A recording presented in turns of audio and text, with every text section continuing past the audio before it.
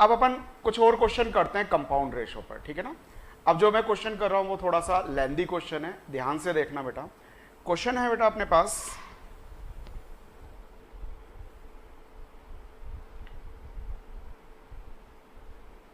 P ratio Q is the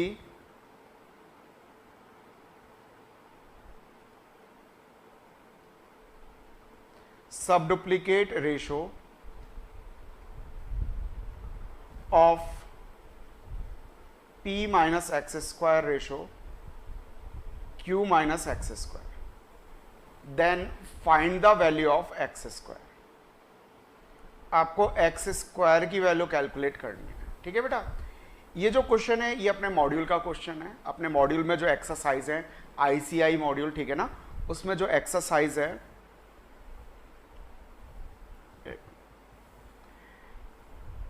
exercise first A, उसका एक question number 20 है बेटा, ठीक है ना। और ये 2 बार हमारे एग्जाम में पूछा जा चुका है, बहुत इंपॉर्टेंट क्वेश्चन है ये, 2 टाइम्स हमारे एग्जाम में पूछा जा चुका है। अब तो हमारा CA फाउंडेशन हो गया पैटर्न, ठीक है ना। इससे पहले CPT था, वो भी ऑब्जेक्टिव पैटर्न पे ही था। तो ये क्वेश्चन बेटा एक बार तो जब CPT पैटर्न था तब पूछा जा चुका है, उसके बाद 2018 से जो अपना CA फाउंडेशन पैटर्न हुआ उसमें भी ये पूछा जा चुका है, ठीक है। तो क्वेश्चन कैसे करेंगे, हमें क्वेश्चन में क्या क्या कह रखा है, साफ साफ कह रखा है कि ये हमारे पास जो P रेशो Q है बेटा, P ratio Q, it is सब डुप्लीकेट ऑफ दिस रेशो। मतलब यदि हमारे पास इस रेशो का हम सब डुप्लीकेट कैलकुलेट करें तो वो किसके इक्वल होना चाहिए, P रेशो Q के इक्वल होना चाहिए। एंड वी नो सब डुप्लीकेट रेशो कैसे कैलकुलेट करेंगे बेटा, अंडर रूट ले लेंगे हम, ठीक है ना। सब डुप्लीकेट रेशो कैलकुलेट करने के लिए बेटा हम क्या करते हैं, अंडर रूट ले लेते हैं। तो अंडर रूट ले लो, P माइनस एक्स स्क्वायर, इसका अंडर रूट ले लिया हमने, upon Q minus x square, इसका भी अंडर रूट ले लिया। और ये बेटा हमें क्या दे रखा है इन्होंने, P रेशो Q दे रखा है, ठीक है। तो ये किसके इक्वल आ गया अपने पास बेटा, P रेशो Q के इक्वल आ गया। अब आपको इसको सिंप्लीफाई करके एक्स स्क्वायर की वैल्यू कैलकुलेट करनी है, ठीक है बेटा, समझ गए ना। आपको क्या कहा था इन्होंने क्वेश्चन में कि इसका यदि हम सब डुप्लीकेट कैलकुलेट करें तो वो किसके इक्वल होगा, P रेशो Q के इक्वल होगा। तो हमने ऐसा ही किया, इसका हमने सब डुप्लीकेट रेशो कैलकुलेट कर दिया और इसको इक्वेट कर दिया किसके बेटा, P रेशो Q के। अब यदि हमें इसको सिंप्लीफाई करना है अब आगे, तो हमें क्या करना पड़ेगा, बोथ साइड स्क्वायर करना पड़ेगा, क्योंकि अंडर रूट को सॉल्व करने का एक ही तरीका होता है कि बोथ साइड क्या कर दो, स्क्वायर कर दो। हमें अंडर रूट सबसे पहले एलिमिनेट करना पड़ेगा यहाँ पर। तो अंडर रूट एलिमिनेट करने के लिए बेटा क्या करेंगे अपन, बोथ साइड स्क्वायर कर देंगे। तो स्क्वायर कर दो बेटा, यहां स्क्वायर करेंगे तो अंडर रूट हट जाएगा, क्या बचेगा बेटा अपने पास, P माइनस एक्स स्क्वायर। और यहां पर बेटा हमारे पास क्या बचेगा, Q माइनस एक्स स्क्वायर। ये हो गया हमारे पास P upon Q, P ratio Q हो गया अपने पास, ठीक है बेटा, कोई दिक्कत इसमें। अब इसको सिंप्लीफाई करने के लिए हम क्या करेंगे, क्रॉस मल्टीप्लाई कर देंगे, Q को इधर मल्टीप्लाई कर दो,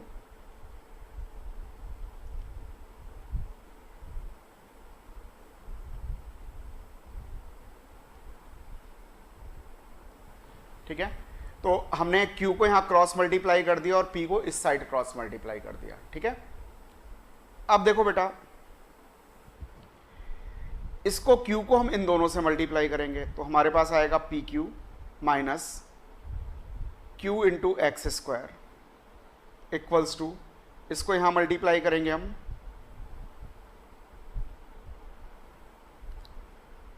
तो ये हो जाएगा हमारे पास PQ minus P minus x square, ठीक है। ये हमारे पास वैल्यू आ गई बेटा। इस Q को हमने यहां पर मल्टीप्लाई कर दिया और P को हमने यहां पर मल्टीप्लाई कर दिया। अब देखो यहां पर हमारे पास क्या क्या कैंसिल हो रहा है, PQ से PQ तो कैंसिल हो जाएगा, ठीक है ना। तो P स्क्वायर वाली क्वांटिटीज को एक तरफ ले आओ, इस वाली क्वांटिटी को इधर लाएंगे तो ये पॉजिटिव हो जाएगी, p x square minus q x square equals to 0 आ जाएगा। और इसमें से यदि हम एक्स स्क्वायर कॉमन ले लें ठीक है ना। एक्स स्क्वायर बेटा यदि हम कॉमन ले लें इन दोनों क्वांटिटीज में से तो हमारे पास क्या आएगा भाई, ध्यान से देखो, यहां से p बचेगा और यहां से क्या बचेगा, q बचेगा, ठीक है। इक्वल्स टू क्या आ गया हमारे पास, 0 आ गया। तो एक्स स्क्वायर की वैल्यू क्या हो जाएगी, यहां पर मल्टीप्लाई कर दो भाई। एक मिनट बेटा, थोड़ा सा बेटा इसमें रॉन्ग हो गया, वापस से देखना, ये पी स्क्वायर हो जाएगा और ये क्यू स्क्वायर हो जाएगा, ठीक है ना। इसको बेटा थोड़ा सा करेक्ट कर लो, वापस से करते हैं इसको अपन।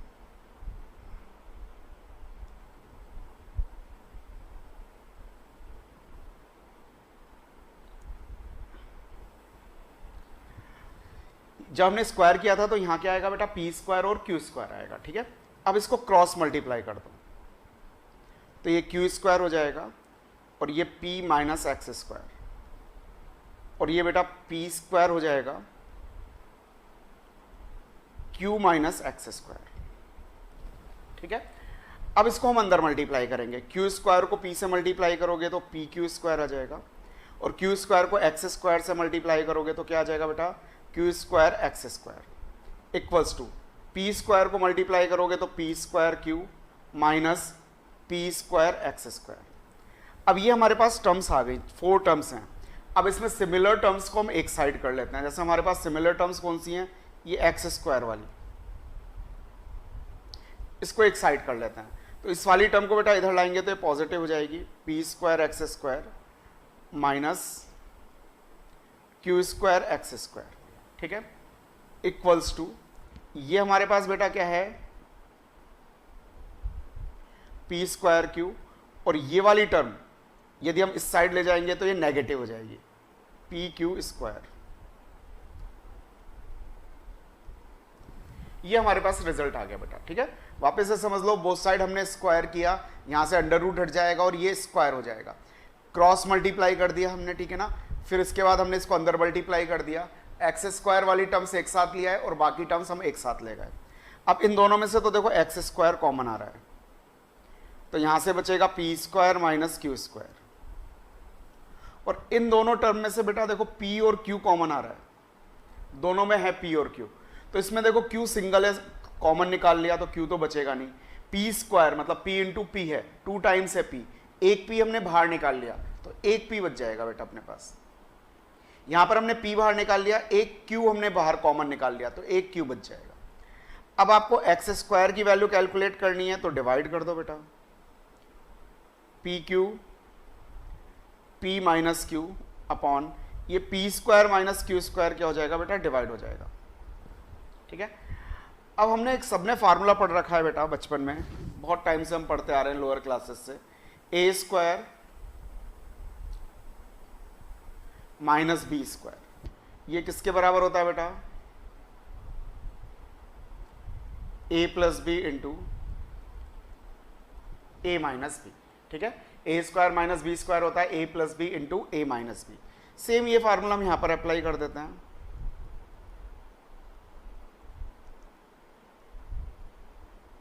ये जो P square minus Q square है इसको बेटा हम लिख लेंगे P plus Q into P minus Q,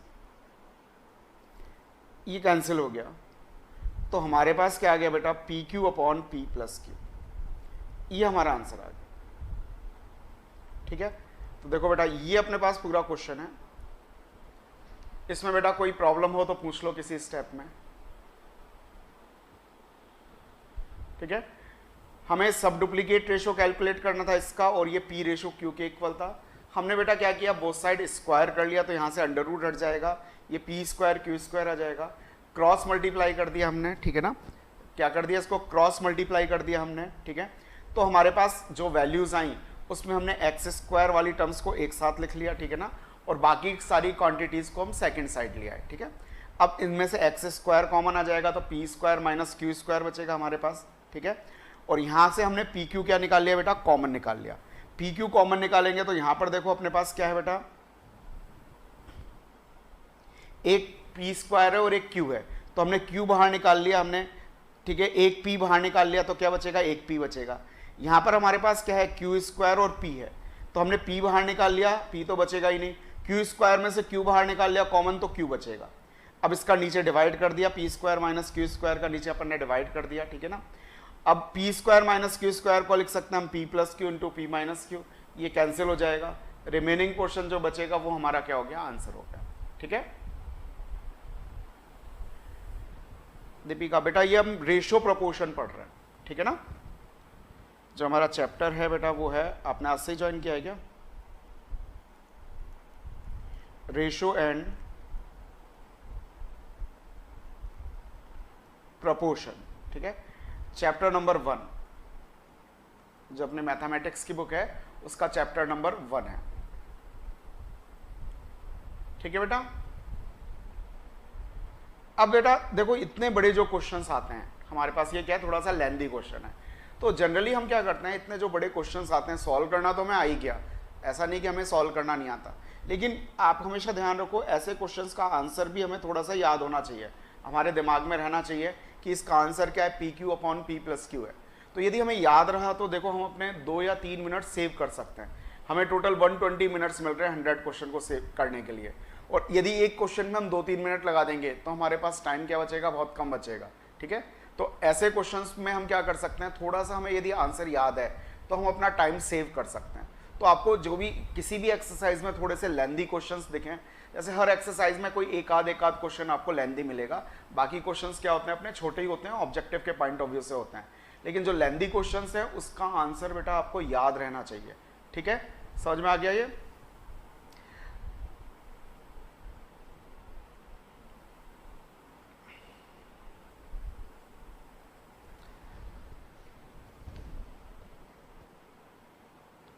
next question है बेटा, इस ये आपको करके बताना है। हमारे पास कोई रेशो है 5:7 एंड सब डुप्लीकेट ऑफ A:9, ठीक है। ये हमारे पास 2 रेशोज हैं 5:7 एंड सब डुप्लीकेट ऑफ A:9। इनका हमने कंपाउंड रेशो कैलकुलेट किया बेटा, क्या कैलकुलेट किया, कंपाउंड रेशो। तो इनका जो कंपाउंड रेशो आ रहा है, ठीक है ना, वो हमारे पास आ रहा है 10:21। क्या रहा है बेटा, 10:21। तो आपको A की वैल्यू कैलकुलेट करके बतानी है, find the value of A। आपको कैलकुलेट क्या करना है बेटा, A कैलकुलेट करना है, ठीक है। तो एक बार ट्राई करिए और आंसर बताइए मुझे A की क्या वैल्यू आ रही है।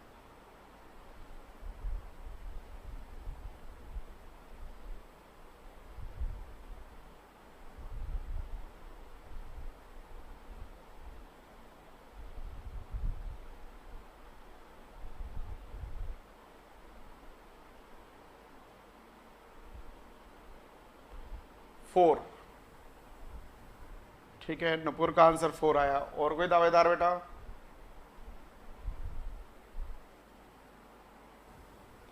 ठीक है नुपुर, वेरी गुड बेटा, सही है आपका आंसर।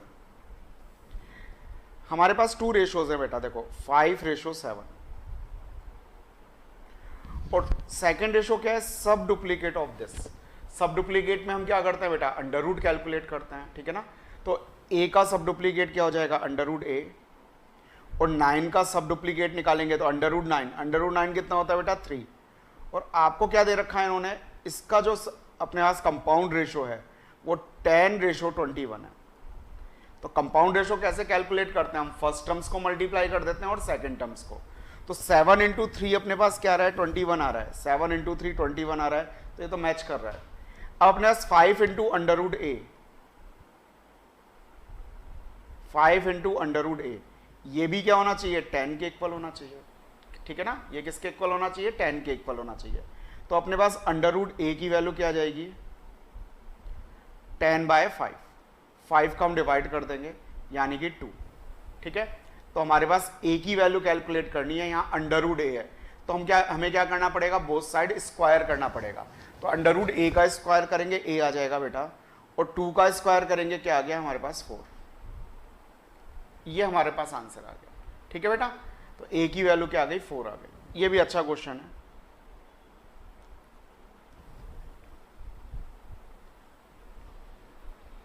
समझ में आ गया बेटा ये सबको?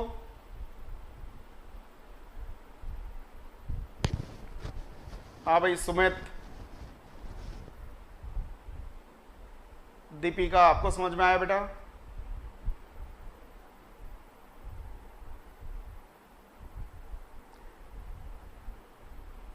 ठीक है, अब अपन आगे बढ़ते हैं। ऋतिका, ठीक है, गुड बेटा। नेक्स्ट क्वेश्चन है बेटा, ratio of income of 2 persons. हमें 2 पर्सन्स हैं, उनकी इनकम का रेशो दे रखा है।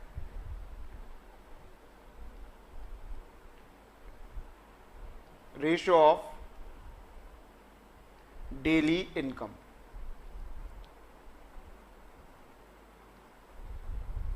ये हमारे पास है बेटा 4:5। ठीक है, कि हमारे पास 2 पर्सन्स हैं, उनकी डेली इनकम का रेशो बेटा क्या है हमारे पास, 4:5 है। और हमें यह भी दे रखा है कि उनकी डेली सेविंग,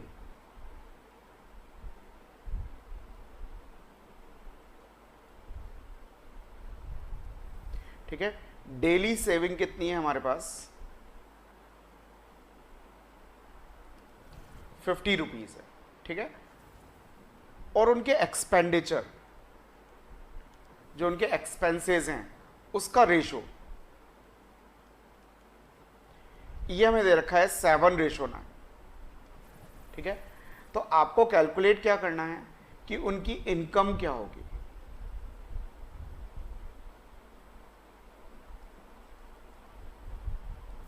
ठीक है, तो हमारे पास जो 2 पर्सन्स हैं, उनकी इनकम क्या होगी, ये आपको बेटा कैलकुलेट करके बताना है। ठीक है, अब ये बहुत इंपॉर्टेंट क्वेश्चन है, इसमें बेटा फिगर्स चेंज करके अलग अलग क्वेश्चन बना सकते हैं। हमारे एग्जाम्स में 3-4 बार ऐसे क्वेश्चंस आ चुके हैं। ठीक है, तो ये एक इंपॉर्टेंट क्वेश्चन है। अब ध्यान से देखो बेटा, कॉन्सेप्ट ध्यान से समझो। जो हमें ये रेशो दे रखा है, ये हमें डायरेक्ट एक्चुअल वैल्यू नहीं बताता है। जैसे हमें कह रखा है इन्होंने कि हमारे पास जो इनकम है उसका रेशो 4:5 है। अब इसकी इनफाइनाइट पॉसिबिलिटीज हो सकती हैं। हो सकता है आपका इनकम 4 रुपीज और 5 रुपीज हो, इसका रेशो भी क्या है, 4:5 है। हो सकता है आपकी इनकम 40 और 50 हो, या 400 रुपीज और 500 रुपीज हो, इसका रेशो भी क्या आएगा, 4:5 आएगा। हो सकता है इनकम 800 रुपीज और 1000 रुपीज हो, या 4000 और 5000 हो, या 12000 और 15000 हो। इन सबका रेशो अपने पास क्या आएगा, 4:5 आएगा सॉल्व करने पर। मतलब ऐसे हमारे पास इनफाइनाइट कॉम्बिनेशंस आ सकते हैं। ठीक है, तो हमें रेशो से एक्चुअल वैल्यू डायरेक्ट नहीं पता चलती है, बहुत सारी पॉसिबिलिटीज होती हैं। तो हम ये कहते हैं कि यदि हमारे पास रेशो 4:5 है, तो हम कह सकते हैं कि इनकम, यदि फर्स्ट पर्सन की इनकम 4x है, तो सेकंड पर्सन की इनकम क्या होगी, 5x होगी। हम x से मल्टीप्लाई कर देते हैं। ठीक है ना, अब x इसको सॉल्व करेंगे तो x से x कैंसिल हो जाएगा, 4:5 आ जाएगा हमारे पास। ठीक है, और यदि हम x की वैल्यू मालूम हो गई, सपोज x की वैल्यू 100 आती है, तो हमें कंफर्म हो जाएगा कि हमारी इनकम 400 और 500 है। x की वैल्यू सपोज 200 आती है, तो हमें कंफर्म हो जाएगा हमारी इनकम कितनी है, 800 एंड 1000 है। ठीक है, तो अब आप हमेशा याद रखो, यदि आपको कोई भी रेशो गिवन है बेटा, कोई आपको रेशो गिवन है और उससे आपको वैल्यू कैलकुलेट करनी है, क्या कैलकुलेट करनी है, वैल्यू कैलकुलेट करनी है, तो हम एक कांस्टेंट नंबर से उसको मल्टीप्लाई कर देंगे और वो उसको हम x से डिनोट कर रहे हैं। आपको x पसंद नहीं है तो आप y ले लो, k ले लो, p ले लो, q ले लो, उससे कोई फर्क नहीं पड़ेगा। आप चाहे तो इसको 4q और 5q भी 4p और 5q भी ले सकते हैं, एंड सो ऑन, कुछ भी ले सकते हो। तो अब हम अपना सॉल्यूशन स्टार्ट करते हैं। हमने एज्यूम कर लिया हमारे पास 2 पर्सन्स हैं, जो हमारे पास फर्स्ट पर्सन है उसकी इनकम बेटा क्या है, 4x रुपीज़ है। तो जो सेकंड पर्सन है उसकी इनकम क्या होगी बेटा, 5x रुपीज़ होगी।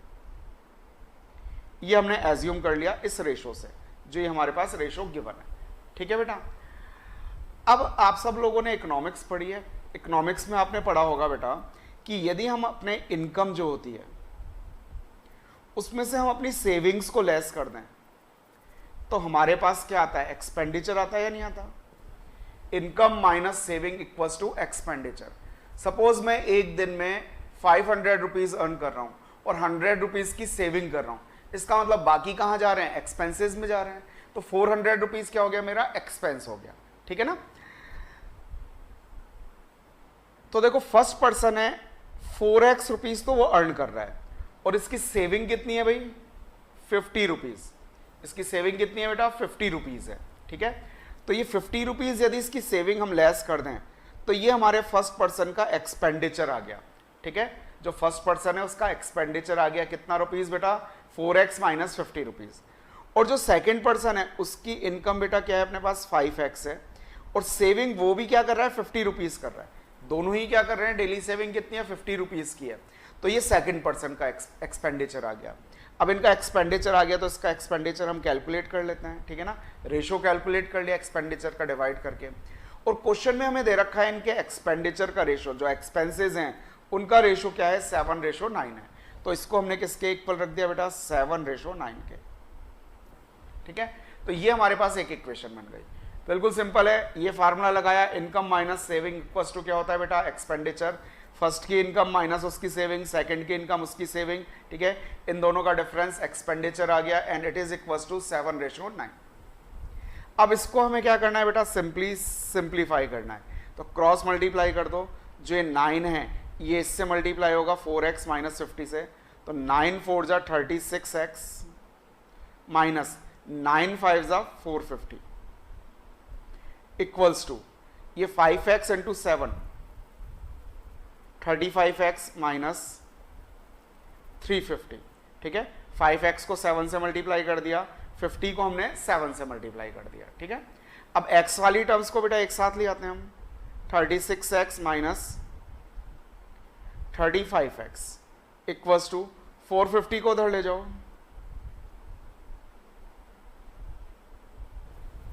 ठीक है।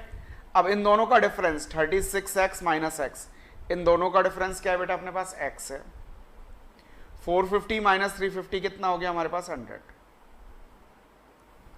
तो ये अपने पास x की वैल्यू क्या आ गई बेटा, 100 आ गई, ठीक है।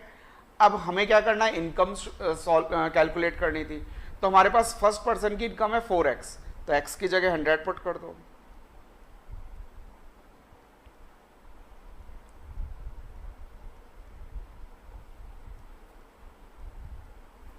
और सेकंड पर्सन की इनकम क्या है बेटा अपने पास, 5x। तो 5 की जगह आपने क्या पुट कर दिया, 100 पुट कर दिया।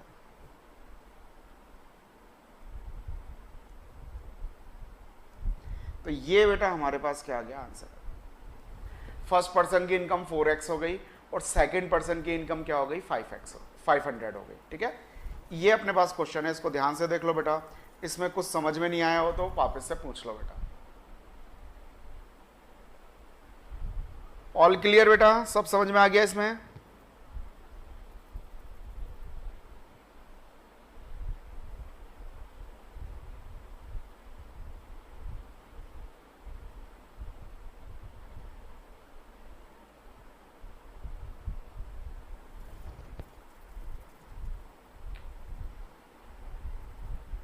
हाँ भाई जल्दी से बताओ बेटा।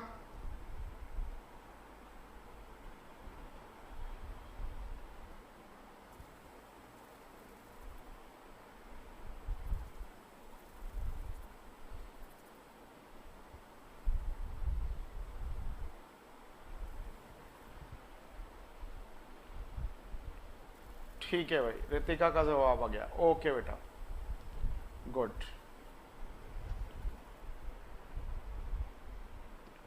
नेक्स्ट क्वेश्चन है बेटा, हमें कहा गया कि 2 ट्रेन्स हैं, उनकी स्पीड का रेशो गिवन है, ठीक है। Ratio of speed of 2 trains, ये बेटा है अपने पास 7:8।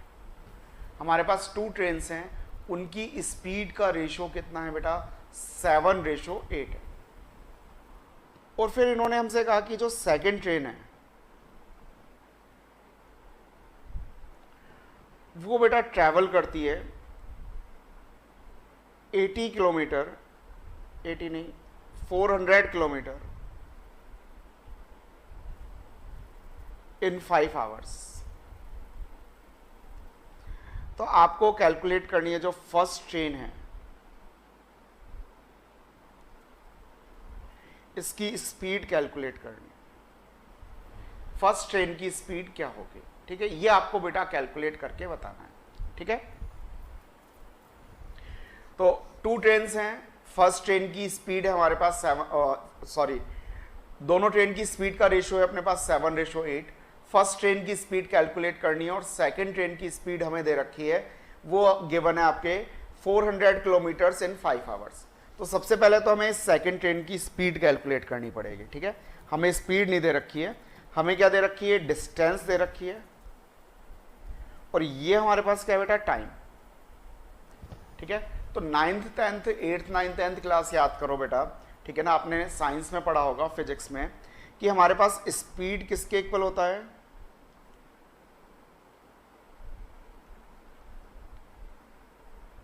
डिस्टेंस अपॉन टाइम, ठीक है। ये तो बेसिक फार्मूला है, सिंपल है, हम वैसे भी हमें याद रहता है, ठीक है ना, साइंस की कोई जरूरत नहीं, ठीक है। तो हमारे पास स्पीड क्या है बेटा, डिस्टेंस अपॉन टाइम होता है। तो डिस्टेंस आपको गिवन है 400 और टाइम गिवन है बेटा 5 आवर्स। तो ये अपने पास 80 किलोमीटर पर आवर, ये हमारे बेटा क्या हो गई, स्पीड हो गई, ठीक है। और हम डायरेक्ट भी निकाल सकते हैं, स्पीड क्या होता है, 1 आवर में जो हम डिस्टेंस ट्रेवल करते हैं वही तो हमारी स्पीड होती है बेटा, ठीक है। तो 5 आवर्स में यदि हम 400 किलोमीटर ट्रेवल कर रहे हैं तो 1 आवर में कितना करेंगे, 400 अपॉन 5, ठीक है। तो हमारे पास स्पीड आ गई।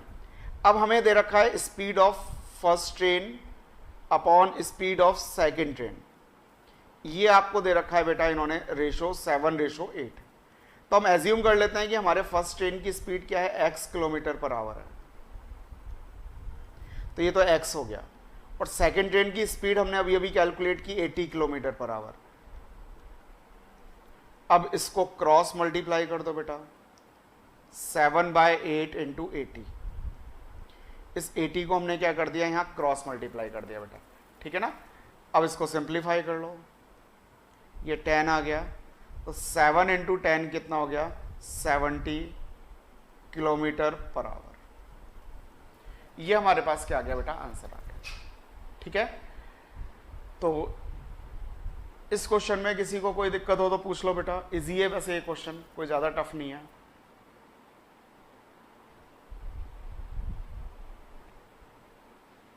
ठीक है।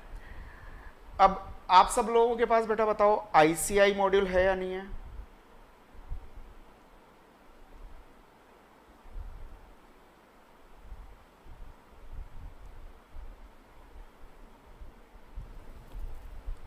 हाँ भाई जल्दी से कमेंट बॉक्स में लिख करके बताओ।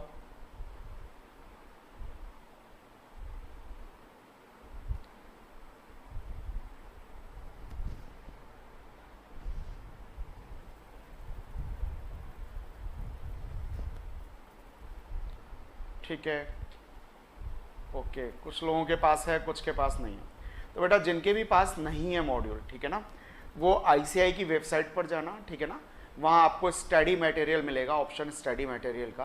तो आप स्टडी मटेरियल के ऑप्शन में जब जाओगे, ठीक है ना, तो वहाँ पर आपके पास फाउंडेशन, इंटर और फाइनल तीनों के अलग अलग ऑप्शन मिलेंगे। तो आप फाउंडेशन वाले उसमें सेक्शन में चले जाना, ठीक है ना। वहाँ आपको चैप्टर वाइज, अपना पेपर नंबर 3 है मैथमेटिक्स, वहाँ लिखा हुआ होगा, तो आप चैप्टर वाइज आपको वहाँ पर पीडीएफ मिलेंगी। तो आप चैप्टर 1 की पीडीएफ डाउनलोड कर लेना, ठीक है। उसमें रेशो, प्रोपोर्शन, इंडिसेस, लॉगरिथम, ये 3 चैप्टर आपको मिल जाएंगे, ठीक है। तो उस पीडीएफ से अपन क्वेश्चन आगे कर पाएंगे, ठीक है ना। अब आईसीआई मॉड्यूल में बेटा मैं आपको कुछ होमवर्क दे रहा हूँ, आप वो क्वेश्चंस करके लाइएगा, फिर हम उसको नेक्स्ट क्लास में डिस्कस करेंगे। एक तो जब आप आईसीआई मॉड्यूल लोगे तो बेटा पेज नंबर 5, ठीक है, वहां एग्जाम्पल है बेटा, 2 एग्जाम्पल हैं, example number 2 and example number 3। ये 2 एग्जाम्पल बेटा आपको सॉल्व करके लाना है, ठीक है। तो ये 2 एग्जाम्पल आप सॉल्व करके लाएंगे। इसके अलावा बेटा एक्सरसाइज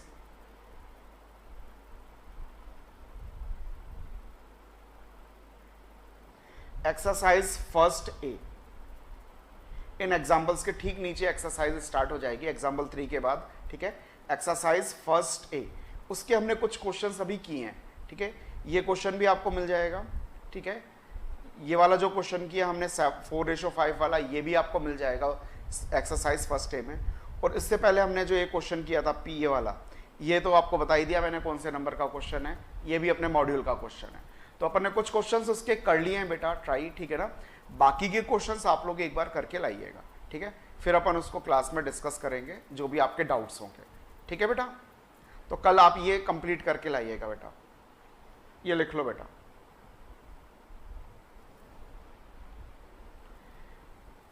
ये ध्यान से करना बेटा, ये बहुत इंपॉर्टेंट एग्जाम्पल्स हैं, आप लोगों को अच्छे तरीके से समझ में आ जाए, इसीलिए पहले मैंने आपको करने के लिए दिए हैं, फिर मैं कराऊंगा, ठीक है। डायरेक्ट ही मैं करा देता तो फिर आपका दिमाग नहीं चलेगा, ठीक है ना, आपके एफर्ट्स नहीं लगेंगे, और एफर्ट्स नहीं लगेंगे तो फिर चीज़ें ज़्यादा समझ में नहीं आएंगी। तो पहले आप अपने एफर्ट्स डालो, नहीं आएगा तो अपन करेंगे, ठीक है। घबराने की कोई ज़रूरत नहीं है। ये थर्ड वाला एग्जाम्पल हो सकता है आप लोगों को ज़्यादा टिपिकल लगे, ठीक है ना, लेकिन इसको करने का अपने पास एक दूसरा शॉर्ट मेथड है, मुझसे करेंगे, ठीक है ना। पर आप एक बार ट्राई करिएगा इसको। तो ये तो अपने पास रेशो की बात हो गई, ठीक है ना। अपन ने रेशो में सारी चीज़ें पढ़ ली हैं, ठीक है ना, काफ़ी क्वेश्चंस भी कर लिए हैं, अभी और क्वेश्चंस करेंगे, क्वेश्चंस बहुत सारे करेंगे, चिंता मत करो, ठीक है।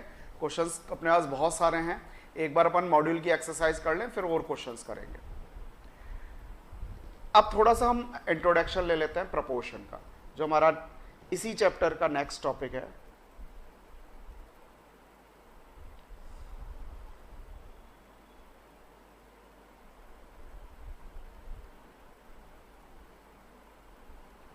ठीक है, प्रपोर्शन।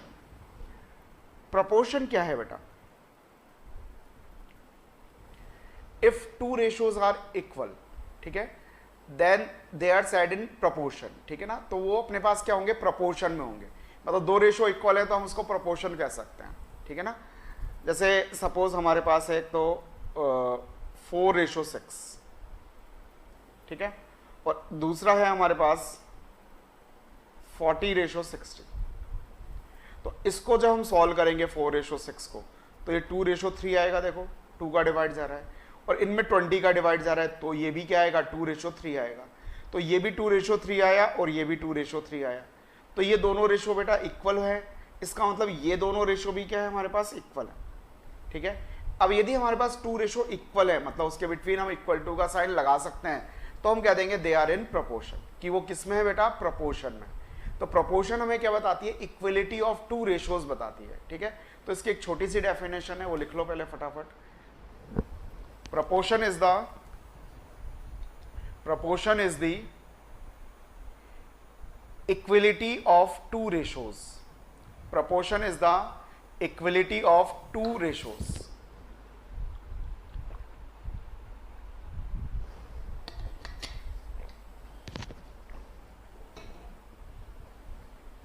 ठीक है बेटा।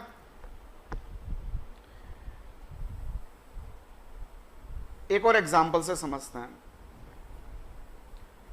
सपोज अंतिमा एंड ऋतिका, ये आप 2 जने ले लेते हैं आप में से, ठीक है ना। आपने एप्पल परचेज किए, भूख लग रही है भैया, उसके लिए एप्पल परचेज कर लिए। अंतिमा ने 3 एप्पल परचेज किए हैं और ऋतिका ने 5 एप्पल्स परचेज किए, ठीक है। तो इन्होंने बेटा जो एप्पल परचेज किए उसका रेशो क्या हुआ? 3:5। हम जानते हैं रेशो की क्वांटिटी सेम होनी चाहिए, ये भी नंबर ऑफ एप्पल्स हैं, ये भी नंबर ऑफ एप्पल्स हैं, तो इसका रेशो हम कैलकुलेट कर सकते हैं। कितना हो गया बेटा? 3:5 आ गया हमारे पास, ठीक है। अब सपोज एक एप्पल 30 रुपीज का आता है, तो अंतिमा को कितना अमाउंट स्पेंड करना पड़ा भाई? 30 × 3 यानी 90 रुपीज। और ऋतिका को कितना अमाउंट स्पेंड करना पड़ा 5 एप्पल्स के लिए? ठीक है, 30 × 5 यानी 150 रुपीज, ठीक है। तो ये भी देखो हमारे पास सेम क्वांटिटीज हैं, अमाउंट शो कर रहा है, ये भी अमाउंट शो कर रहा है, तो उसका रेशो हम कैलकुलेट कर सकते हैं। रेशो क्या है बेटा हमारे पास 90:150। अब आपको ये देखना है कि 3:5 और 90:150 ये इक्वल हैं या फिर नहीं है। तो 90:150 को हम सिंप्लीफाई करें तो देखो इसमें 30 का डिवाइड जा रहा है, 30 का डिवाइड 90 में करेंगे तो 3 आएगा, और 150 में करेंगे तो क्या आएगा, 5 आएगा। तो ये हमारे पास क्या आ गया बेटा, 3:5 आ गया। इसका मतलब हम ये कह सकते हैं कि हमारे पास ये इक्वल आ गया, ये दोनों इक्वल हैं, तो इसका मतलब ये दोनों भी क्या है, इक्वल है। इसको सॉल्व करने पर ही तो ये आया, तो हम कहेंगे ये दोनों रेशो हमारे पास क्या है, इक्वल है। अब यदि इक्वल है तो हम क्या कह देंगे कि ये रेशो क्या है बेटा, हमारे पास प्रपोर्शन में है, these ratio are in proportion. ठीक है, तो हम कह सकते हैं कि हमारे पास जो ये 3:5 है, इट इज इक्वल्स टू 90:150। ठीक है, तो 90:150 आया बेटा, इसको एज इट इज लिखेंगे, सिंप्लीफाई करके 3:5 नहीं लिखेंगे, नहीं तो क्या रिजल्ट आ गया, 3:5 इक्वल्स टू 3:5, उसका कोई मतलब ही नहीं रहेगा। ठीक है ना, तो हम ओरिजिनल क्वांटिटी ही लिखेंगे, या फिर हम इसको प्रोपोर्शन को बेटा ऐसे भी लिख सकते हैं, ये हमारे पास प्रोपोर्शन का साइन होता है।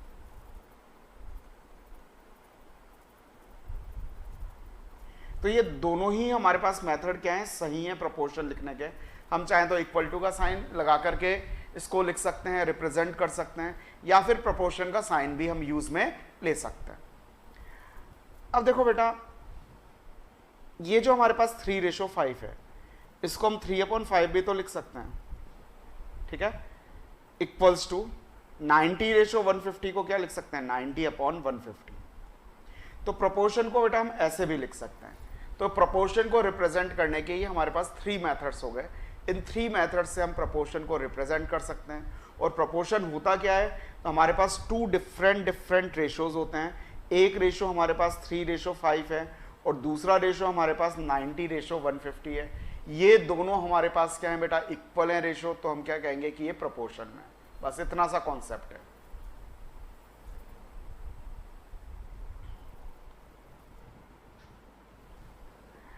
अब देखिए बेटा, हमारे पास 4 टर्म्स हैं प्रोपोर्शन में। हमारे पास टोटल 4 टर्म्स आ रही है, 1 2 3 and 4।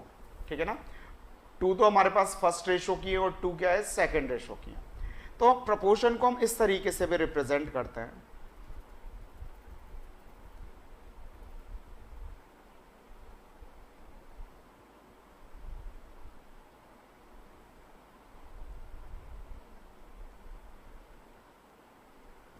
A/B equals to C/D। ठीक है, या फिर सेकंड मेथड अभी हमने डिस्कस किया ही था, A/B इक्वल्स टू C/D। और एक लास्ट मेथड जो है वो क्या है बेटा, A/B प्रोपोर्शन C/D। ये अपने पास 3 मेथड्स है प्रोपोर्शन को रिप्रेजेंट करने के। ठीक है, अब इसमें हमारे पास जो A है, इसे कहते हैं हम फर्स्ट प्रोपोर्शन।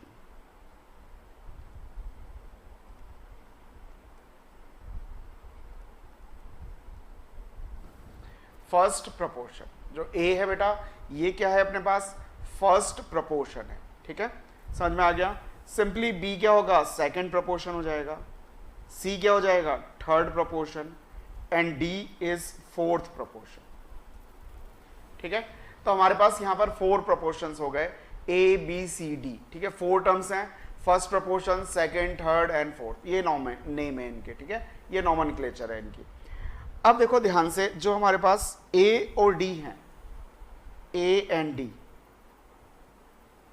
ये हमारे पास प्रोपोर्शन की एक्सट्रीम टर्म्स हैं, एंड टर्म्स हैं। एंड टर्म्स का मतलब एक्सट्रीम टर्म्स। तो जो एक्सट्रीम टर्म्स हैं बेटा, इनको हम शॉर्ट में कहते हैं एक्सट्रीम्स।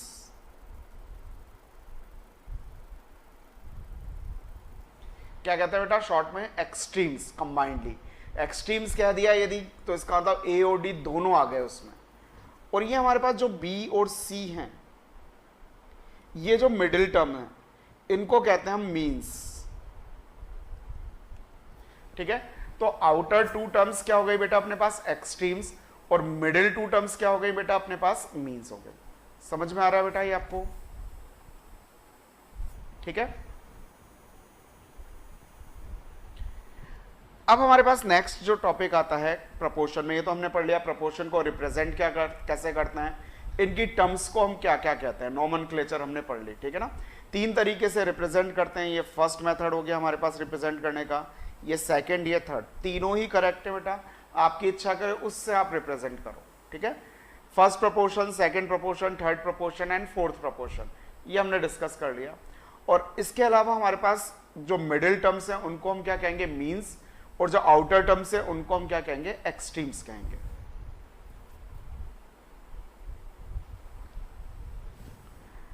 अब हमारे पास जो नेक्स्ट टॉपिक है वो आता है क्रॉस प्रोडक्ट रूल।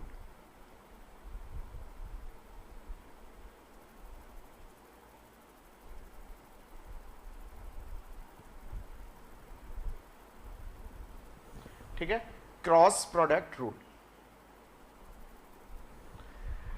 अब ये क्रॉस प्रोडक्ट रूल क्या है भाई? ठीक है, क्रॉस प्रोडक्ट रूल बेटा हम बहुत टाइम से आप यूज करते आ रहे हो, मतलब आप सबको मालूम है क्रॉस प्रोडक्ट रूल क्या है, बस ये हो सकता है उसका नाम नहीं मालूम हो आपको। ठीक है, तो क्रॉस प्रोडक्ट रूल क्या होता है, यदि हमारे पास टर्म्स है a upon b equals to c upon d. ठीक है, ये हमारे पास क्या है, प्रपोर्शन है, 4 टर्म्स है हमारे पास टोटल। ठीक है, ऐसे भी लिख सकते हैं, और ऐसे पसंद नहीं आ रहा तो हम ऐसे भी लिख सकते हैं, a ratio b equals to का साइन लगा दो, चाहे ये साइन लगा दो, c ratio d।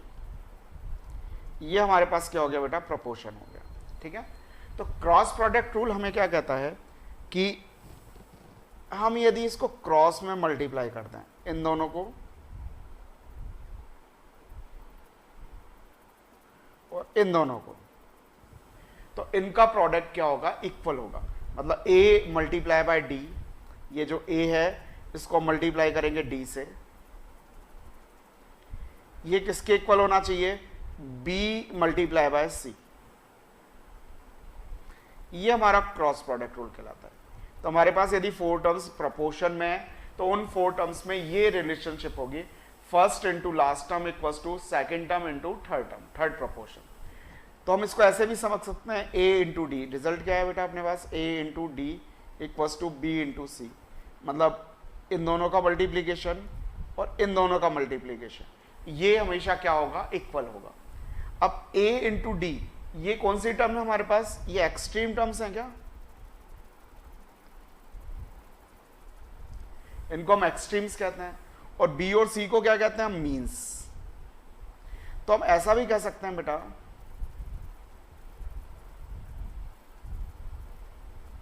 Product of extremes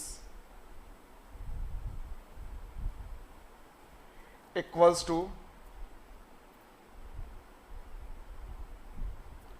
product of means.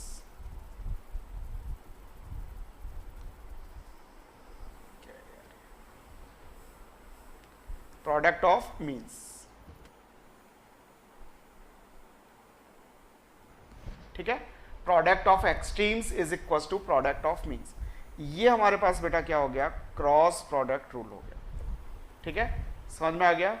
तो ये आप सब जानते हैं, हम जो भी कैलकुलेशन करते हैं उसमें हम क्रॉस मल्टीप्लीकेशन करते हैं, तो क्रॉस प्रोडक्ट रूल यूज हम सब लेते हैं। ठीक है, अभी भी ले रहे हैं, लेकिन हो सकता है नाम हमें नहीं मालूम हो, तो अब अपन को नाम भी मालूम चल गया। ठीक है, अब इस पर हमसे क्वेश्चंस पूछे जाते हैं प्रपोर्शन में। कैसे क्वेश्चंस पूछते हैं भाई,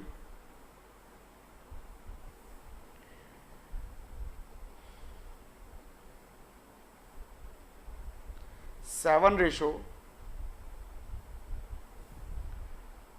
21 प्रपोर्शन 13 रेशो स्टार। ये हमारे पास एक क्वेश्चन दे दिया, प्रपोर्शन में है 4 टर्म्स, लेकिन फोर्थ टर्म हमें क्या कर दी बेटा, एलिमिनेट कर दी, अननोन है हमारे पास, 4 टर्म हमें मालूम नहीं है। तो ये कह रहे हैं भैया स्टार की वैल्यू कैलकुलेट करके बताओ। ठीक है, तो ये जो अपने पास जो स्टार है इसको हम एज्यूम कर लेते हैं, ये हमारे पास क्या है बेटा, x है।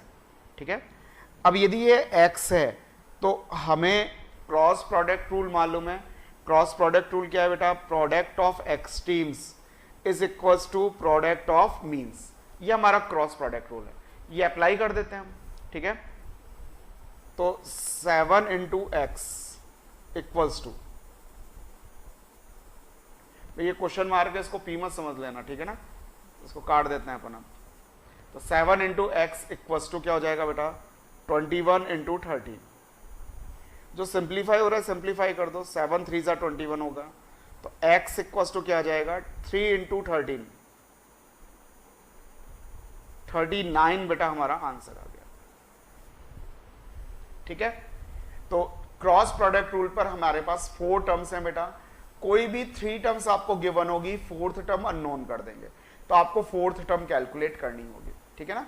चाहे 4 टर्म का मतलब यह है कि चाहे आपसे हो सकता है फर्स्ट प्रोपोर्शन कैलकुलेट करा लें या फिर सेकंड, थर्ड, फोर्थ, इनमें से कोई सी भी एक टर्म आपको कैलकुलेट करा सकते हैं, ठीक है बेटा। तो इसको लिख लो, इसमें किसी को कोई प्रॉब्लम हो तो पूछ लो यहाँ तक भाई, जो आज अपन ने पढ़ा। कोई दिक्कत बेटा इसमें किसी को? चलिए नेक्स्ट क्वेश्चन आपके लिए बेटा, ये आपको करके बताना है।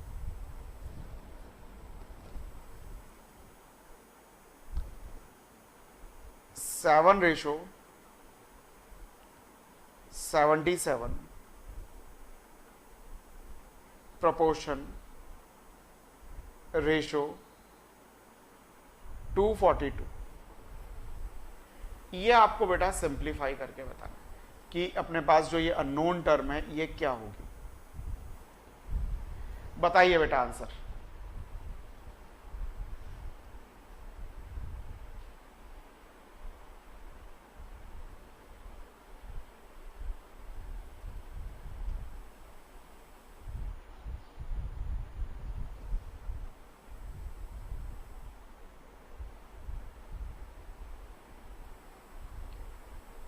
हाँ भाई, नुपुर का आंसर आया 22।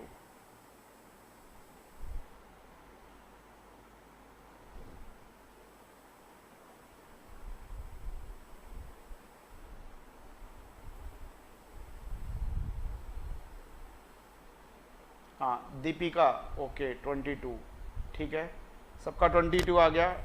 चेक कर लेते हैं अपन। 7 मल्टीप्लाई बाय 242, इसको हम x एज्यूम कर लेते हैं, 77 इंटू एक्स। तो अपने पास 7 multiply by 242 equals to 77 multiply by x, ये आ गया बेटा हमारे पास। अब जो जो सिंप्लीफाई हो रहा है सिंप्लीफाई कर दो, 7 1 जा 7, 7 इंटू 11, फिर 11 को 242 से डिवाइड करोगे आप, 242 को 11 से डिवाइड करेंगे हम, 11 का डिवाइड कर दिया तो हमारे पास आ रहा है 22। तो x की वैल्यू क्या आ गई? 22 आ गई। गुड, वेरी गुड बेटा। तो ये अपने पास क्या हो गया? प्रपोर्शन हो गया। तो यहां तक आप सब लोगों को बेटा समझ में आ गया होगा, ठीक है, प्रपोर्शन का मतलब क्रॉस प्रोडक्ट रूल प्रपोर्शन में। नेक्स्ट क्वेश्चन हम करते हैं इसी पर, क्रॉस प्रोडक्ट रूल पर।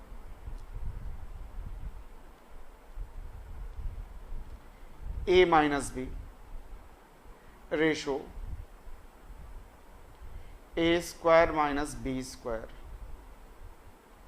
प्रपोर्शन, ये हमें मालूम नहीं है कौन सी टर्म है।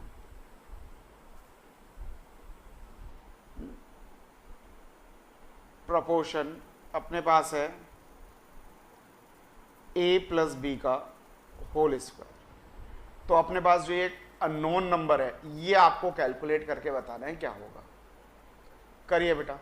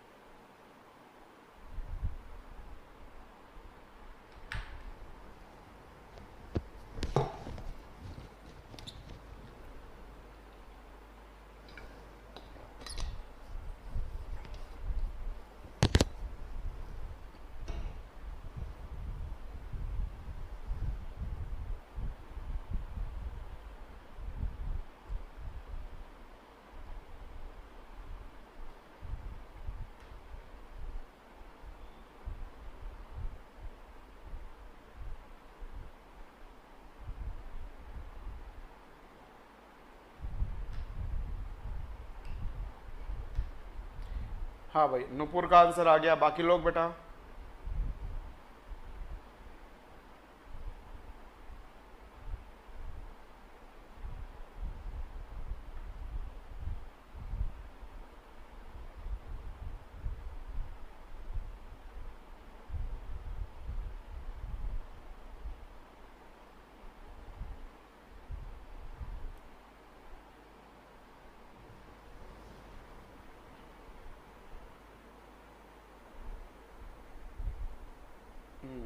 अंतिमा का भी आंसर आ गया। ठीक है बेटा, a प्लस बी चेक कर लेते हैं, चलो ठीक है ना। तो जो हमारे पास ये है, हम एज्यूम कर लेते हैं कि ये वैल्यू क्या है हमारे पास, x है। Product of extremes equals to product of means. तो a minus B into A plus B का होल स्क्वायर, ये किसके बराबर होगा, A square minus B square into X. ठीक है, ये इसके इक्वल हो जाएगा। अब x की वैल्यू निकालनी है तो a square minus B square का डिवाइड कर दो, a माइनस बी इंटू, अरे यार, a प्लस बी का whole square upon a square minus B square का डिवाइड करेंगे तो a square minus B square क्या हो जाएगा, a plus b into a minus B.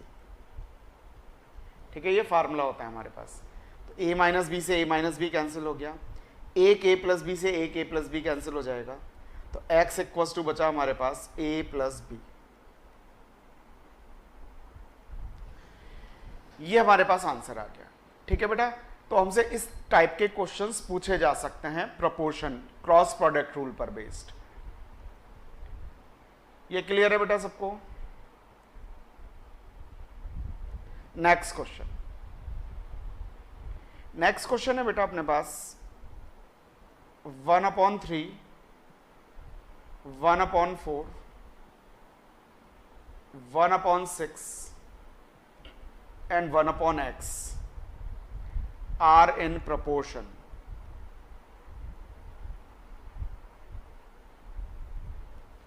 Then find the value of x. x की value आपको calculate करके बतानी है। ठीक है, करिए बेटा इस क्वेश्चन को फटाफट।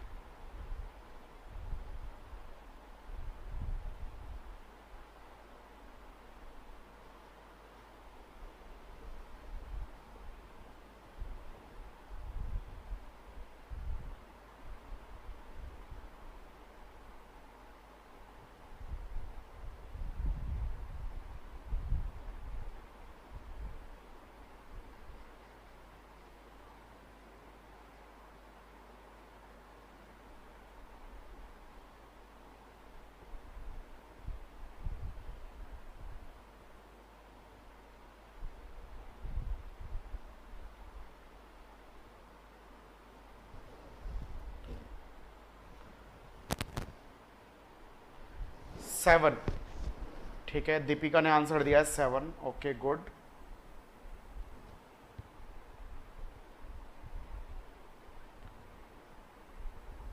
अंतिमा आपका 8 आ रहा है, डिफरेंट डिफरेंट आ रहा है दोनों का।